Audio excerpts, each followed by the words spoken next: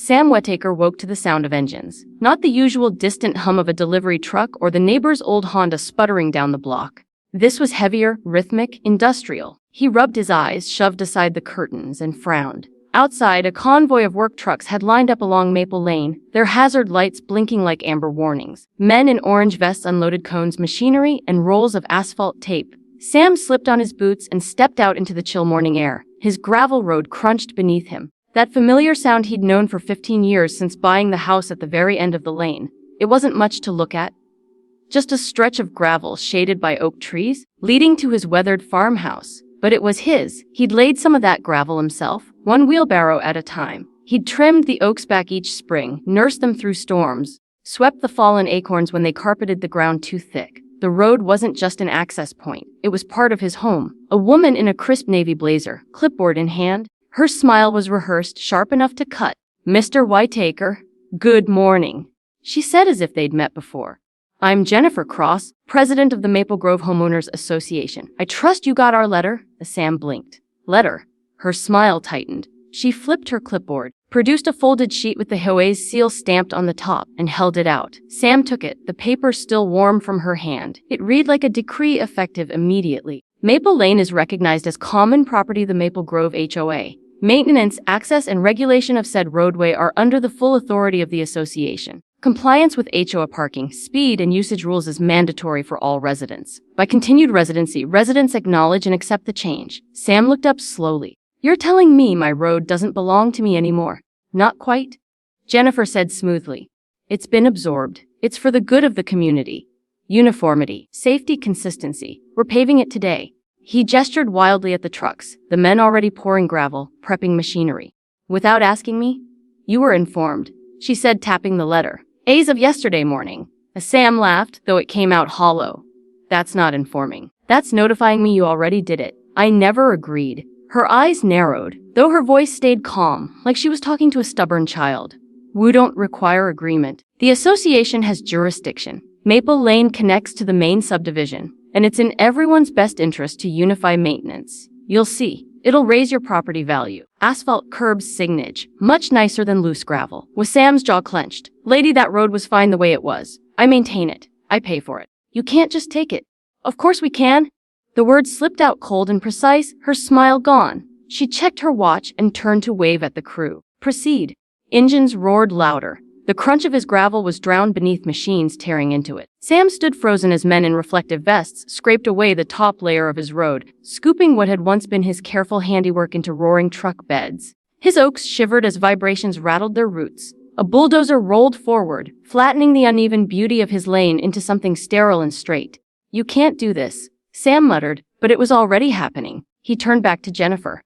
"You have no right."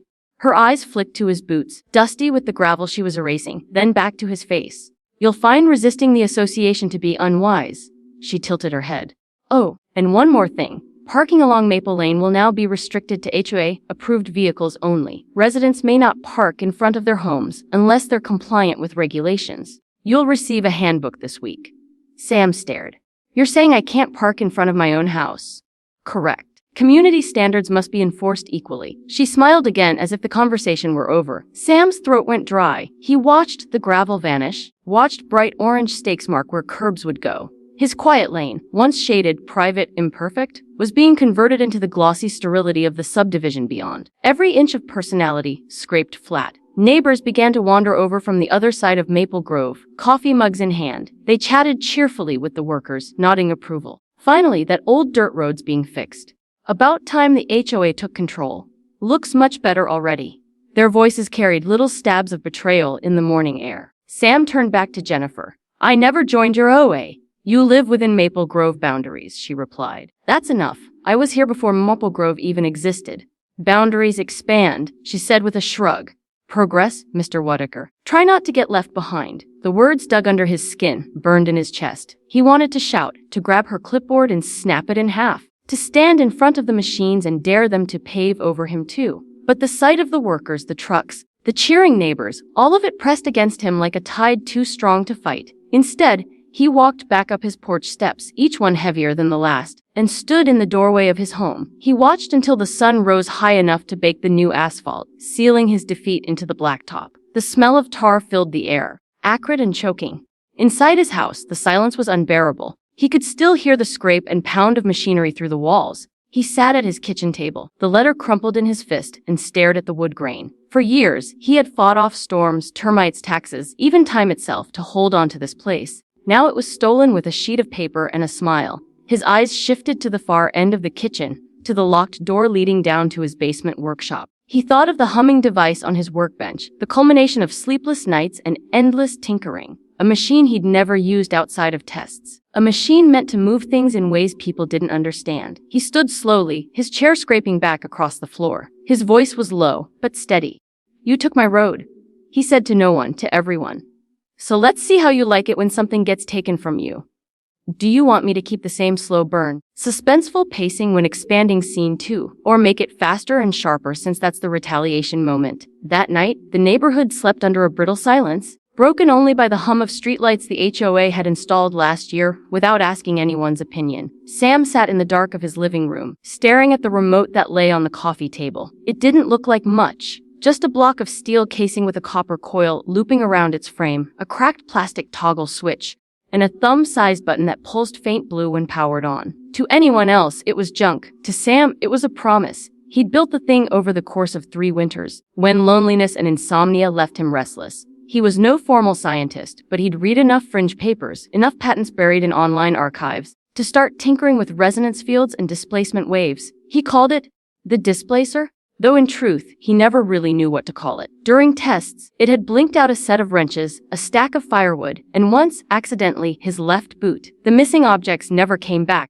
though sometimes he swore he could hear faint echoes of them, like distant clinks or muffled thuds. When the device hummed at full charge, he learned not to ask where they went. Now, sitting in the quiet, he held the remote and thought of his gravel road turned to sterile blacktop, of Jennifer Cross's cold little smirk, of his neighbors sipping coffee while watching machines scrape away 15 years of care. Rage simmered under his ribs, slow and dangerous. At midnight, he pulled on his jacket and stepped outside. The new asphalt gleamed like obsidian in the moonlight, its perfect surface reflecting pale silver. The smell of tar still lingered, sharp in the cool air. Sam's boots crunched as he crossed it, each step like an intrusion on foreign soil. He started with the first house on the corner, a 2-story with a stone facade and a Lexus SUV gleaming in the driveway. He raised the device, thumbed the toggle, and felt it vibrate softly in his palm. The blue light brightened, casting faint shadows across the manicured lawn. He aimed at the SUV, exhaled, and pressed the button. There was a sound like a bubble popping underwater, quick and soft. The SUV blinked out of existence. One moment it sat there, its chrome shining. The next it was gone, leaving only a square of clean concrete where it had rested. The displacement of air ruffled his jacket. Sam lowered the device, staring. No screeching alarms, no thunder, no chaos. Just gone. A strange calm spread through him, like the cool satisfaction of a problem finally solved. He moved to the next house, where a BMW sat under a motion sensor light. The bulb clicked on as he passed, bathing him in harsh white. He didn't flinch. The displacer hummed, pulsed, fired. Whoop! The BMW vanished. The driveway looked as though it had never held anything at all. One by one, he walked the street. A minivan decorated with children's stickers. Gone. A Jeep with oversized tires and an HOA parking permit. Gone. A pair of matching sedans belonging to a couple who always complained about his unpainted shutters. Gone. Each disappearance came with the same soft pop of displaced air, each leaving behind nothing but silence. His steps grew lighter with every car that vanished, the blue pulse of the remote steady as a heartbeat. Halfway down the lane, Sam paused. He stood in the middle of the asphalt, the hum of crickets filling the air around him. His road looked emptier already, as though the neighborhood had been abandoned in a single night. The absence of cars was uncanny. Driveways looked naked, streets barren. The perfection of the HOA's curated suburbia cracked under the weight of nothingness. Sam smiled, just a twitch at first, then wider. This was what power felt like. Not their bylaws, not their signs, not their smug letters. His hand, his button, his choice. At one house, he hesitated. A little red hatchback sat in the driveway, dented on the side. Belonged to an older man who'd once helped Sam haul lumber when he was rebuilding his porch. The man had never spoken much at HOA meetings, just nodded politely. Sam thought about sparing it, but then the memory of that morning returned. Neighbors sipping coffee, watching his road stripped without a word of protest. Silence was complicity. He raised the displacer. The hatchback blinked out. By the time he reached the end of Maple Lane, the device was warm in his hand, buzzing faintly like a living thing. His pockets were heavy with batteries, but the blue pulse still glowed strong. He turned, surveying the work. Every driveway stretched empty. The curbside was bare. The entire neighborhood had been stripped clean of its pride, its mobility, its status symbols. The stillness was eerie, but to Sam it felt righteous. The road the HOA had stolen from him now bore the mark of his revenge.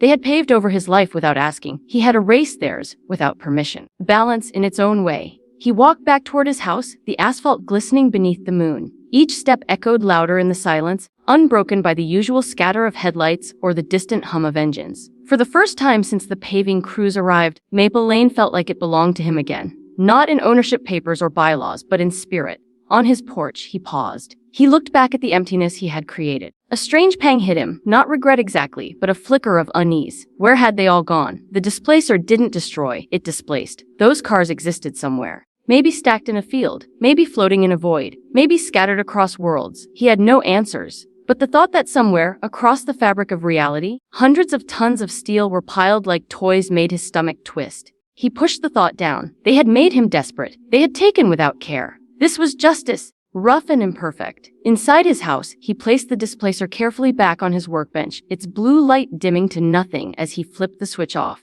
The workshop smelled of solder and oil, the familiar comfort of years spent building alone. He sat on the stool, rubbing his temples, his heart finally slowing. Tomorrow morning, he thought, the OA would wake to panic. They would scramble, accuse, demand answers. They would look out from their curtain-drawn windows and see their empire undone. And when they gathered in their neat clubhouse to argue, he would be waiting. Sam leaned back, eyes closed, a grim smile tugging at his mouth. For the first time in days, he felt like he could sleep,